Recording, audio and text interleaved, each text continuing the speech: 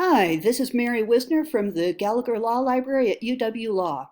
This tip is going to tell you one way to handle the problem when you have done a search and you have a zillion results. Now, many researchers jump into a project by looking for cases, and that's very easy to do with the online systems.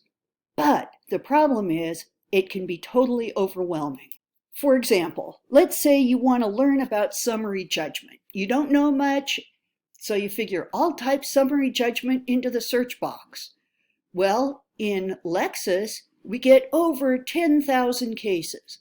Nobody has time to read 10,000 cases. Nobody wants to have that kind of time. Nobody, even if you had the time, you wouldn't want to read all of those 10,000 cases. Now, if your jurisdiction is Washington, back up. Don't look in cases. Go to the main Lexis search screen, choose state, choose Washington, go down to the secondary materials and look. The top source that they highlight is Washington Pretrial Civil Procedure. And it has a chapter on summary judgment. And that chapter gives you an overview, and it also cites the important cases, or the cases that the author thinks are important, and the author, face it, knows more about it than you do at this point. In Westlaw, you could do a similar thing. Go to State Materials, choose Washington, look at all Washington secondary sources. Washington Practice has a volume on civil procedure. It has a chapter on summary judgment. And then when you read that chapter, it gives you an overview and it has footnotes that lead you to, ta-da, cases. So it's not that you're giving up on cases, you're just finding a more efficient, better organized way to get to the cases. So if your jurisdiction is federal, in Lexis, go to practice area or industry, and you'll see that they have a practice area for civil procedure. Choose that.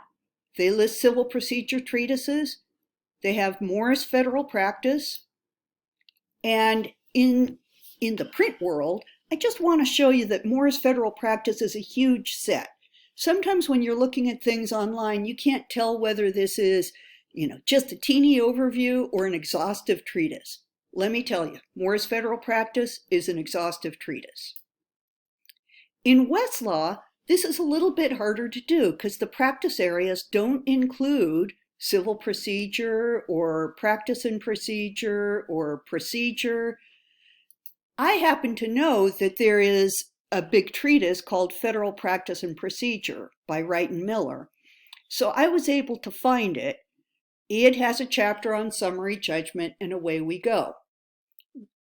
It is also a huge set. So Lexis and Westlaw each have a huge set on civil procedure, and you can look at them online. Now, what about study aids?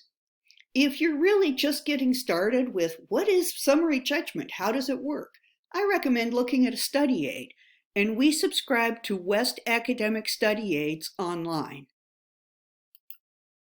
You can go into there, look at the study aids on civil procedure, and find that there's a Horn book, which is more scholarly, heavily footnoted.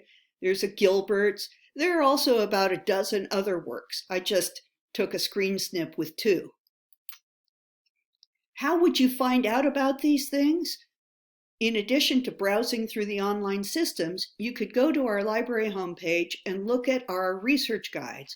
We have a research guide for civil procedure. It lists study aids. It lists treatises, so you could find out that Morris Federal Practice and Wright and Miller are the big ones. It has a link to Washington practice materials. So using that research guide could make you even more efficient as you look for secondary sources to make your research more efficient. This has been Mary Wisner of the Gallagher Law Library. Let me point out that our library website is lib.law.uw.edu. We hope to see you again soon.